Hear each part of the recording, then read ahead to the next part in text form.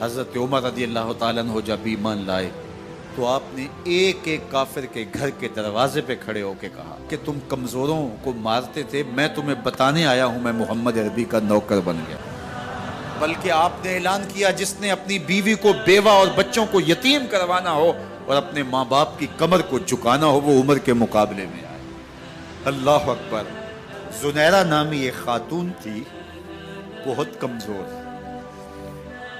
راوی کہتا ہے کہ اس کی ہڈیوں میں گودا نہیں تھا، عشق رسول تھا، اور اس کا ظالم آقا اس کو مارتا ہے، اور جب مار مار کے تھک جاتا ہے ادھر سے عمر آ رہے ہیں، یہ اسلام لانے کی پہلے کی کہانی ہے، ادھر سے عمر آ رہے ہیں تو اس نے کہا عمر تم جوان آدمی ہو تو یہ چھوڑتی نہیں ہے اپنے نبی کا نام، ذرا تم آؤ۔ عمر کوڑا پکڑ لیتے ہیں، اسے مارتے مارتے تھک جاتے ہیں تو پانی پینے لگتے ہیں، تو کہتے ہیں مجھے تیرے پہ ترس نہیں آیا لیکن میں ذرا پانی پینے لگا ہوں، اور پھر گلے کے اندر ڈال کر کے کوڑا اور اس کی رسی کو پل دیتے ہیں اور اس کی آنکھیں باہر نکل آتی ہیں اور کہتے ہیں بلا اپنے نبی کو جو تیری آنکھوں کی بینائی واپس کرے۔ اللہ اکبر۔ تو اس نے آسمان کی طرف منہ کر کے کہا مالک میں کبھی بھی آنکھوں کی بینائی نہ مانگتی لیکن اب تیرے نبی کی عزت کا سوال ہے۔ آنکھوں کی بینائی واپس ہو جاتی ہے۔ زنیرہ کو بڑا مارا، آج عمر گلیوں میں آنکھوں میں آنسو ہیں اور عجیب دل بے تاب ہے اور کہتے ہیں آؤ بھئی میں حضور کا غلام بن گیا ہوں، تمہیں بتانے آیا ہوں۔ زنیرہ نے موڑ کاٹا تو آگے عمر یہ آواز دے رہے تھے۔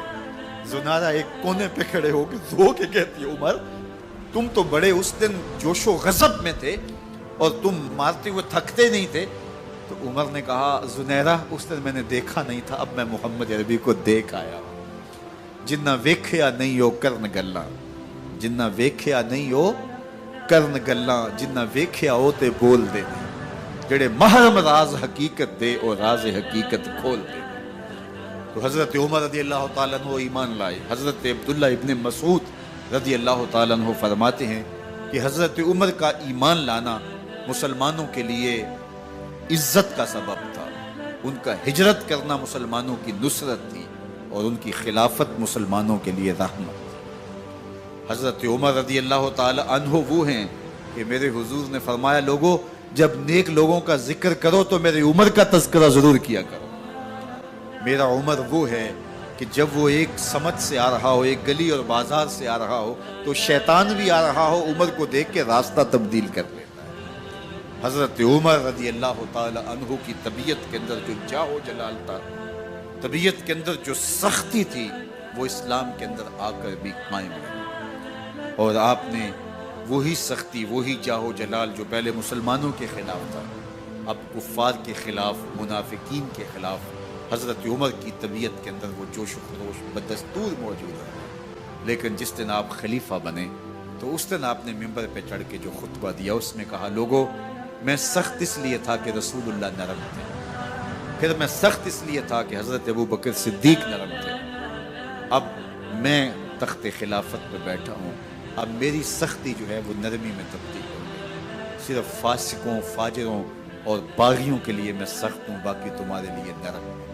سب سے کم جو تنخواہ بیت المال سے اگر کسی وجود نے لی ہے تو وہ حضرت عمر رضی اللہ تعالیٰ عنہ نے صرف 2 جوڑے لیتے تھے سال میں، اور راوی کہتا ہے کہ میں نے دیکھا ہے کہ اس میں بھی 17 پیوند لگے ہوتے تھے۔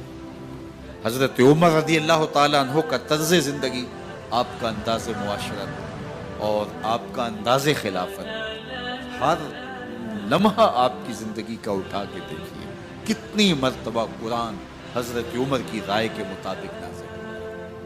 اللہ تعالیٰ جل شانہ نے ان کو صاحب الہام بنایا تھا۔ ہر امت میں کوئی صاحب الہام ہوتا ہے، حضور کی امت کا صاحب الہام حضرت عمر رضی اللہ تعالیٰ، اور آقا کریم نے انہیں اپنا وزیر قرار دیا۔ فرمایا میرے 2 وزیر آسمانوں میں ہیں، 2 وزیر زمینوں میں ہیں، آسمانوں کے وزیر جبرائیل اور میکائیل ہیں اور زمین کے وزیر ابو بکر اور عمر رضی اللہ تعالی عنہما۔ ایک دن حضرت عمر بیٹھ کے رو رہے تھے تو کسی نے کہا حضرت رو کیوں رہے ہیں؟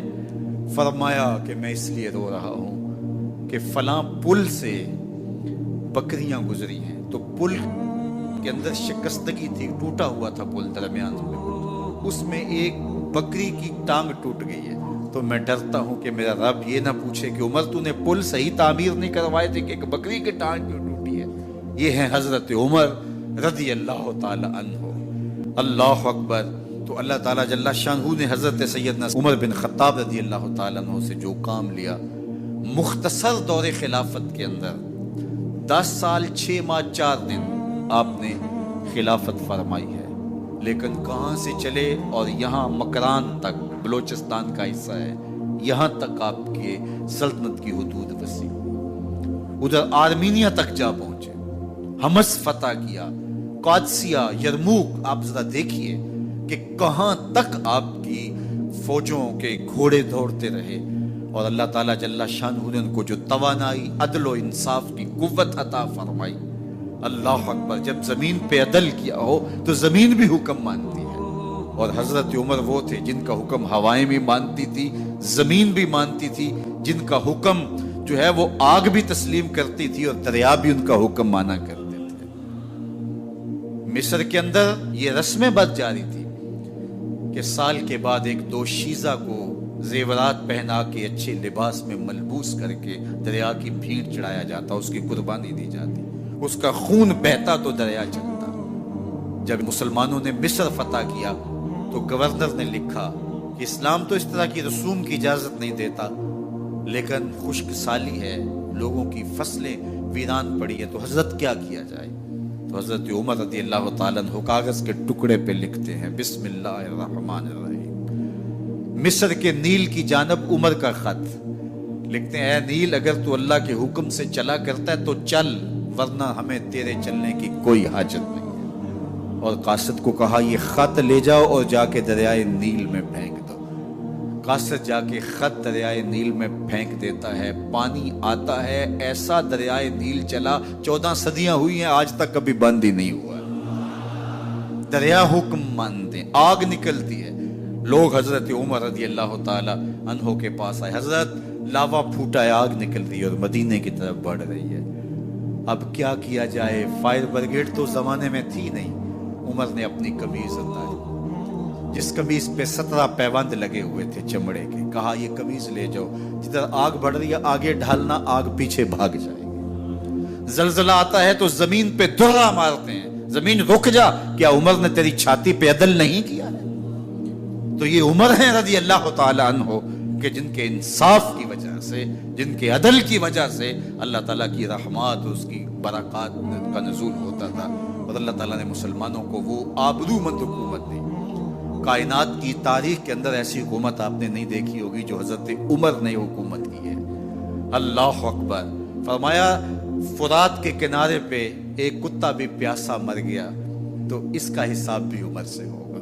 باہر سے سفیر آتا ہے اور آ کے پوچھتا ہے کہ میں امیر المومنین کے، مسلمانوں کے حکمران کے محل میں جانا ہے، تو مسکرا کے کہتے ہیں ہمارے امیر کا تو کوئی محل نہیں ہے۔ کہا کہاں ہے تمہارا امیر؟ کہا مسجد نبوی میں ہوگا یا بیت المال کی اونٹوں کی دیکھ بھال میں لگا ہوگا۔ وہ جب گئے تو مسجد میں نہیں ہے، اللہ اکبر، وہاں گئے تو وہاں بھی نہیں ہے۔ پھر کیا دیکھتے ہیں کہ عمر رضی اللہ تعالی عنہ جنت البقیع کے پاس ایک درخت کے نیچے اینٹ کا سرانہ رکھ کے سوئے ہوئے، تو اس نے کہا عمر تو نے عدل کیا ہے، تجھے کچی اینٹ پہ بھی نیند آ گئی۔ ہمارے حکمرانوں نے انصاف نہیں کیا اور وہ بند اور محفوظ کمروں کے اندر بھی سکون اور چین کی نیند نہیں سو سکتے۔ حضرت سیدنا عمر رضی اللہ تعالیٰ عنہ نے اس طرح ان امور سلطنت نبھائے۔ آپ دن کو لوگوں کی دیکھ بھالی کرتے، لوگوں کی ضروریات سنتے سمجھتے، اور جب رات پڑتی لوگ سو جاتے، عمر مدینے کی گلیوں میں پہرا دیتے۔ کائنات نے کوئی ایسا بھی حکمران دیکھا ہوگا؟ اللہ اکبر۔ وہ مجاہد جو مختلف محاذات پہ گئے ہوئے ہوتے، ان کے گھروں کی دیکھ بھالی کرتے، ان کی ضروریات کا خیال رکھتے، ان کی آبرو کا پہرا دیتے۔ راتوں کی تنہائیوں کے اندر حضرت عمر اٹھتے اور جا کے گشت کرتے، چکر لگاتے، دیکھتے کوئی آنکھ پر نم نہ ہو، مفلسی کا کسی گھر میں ماتم نہ ہو۔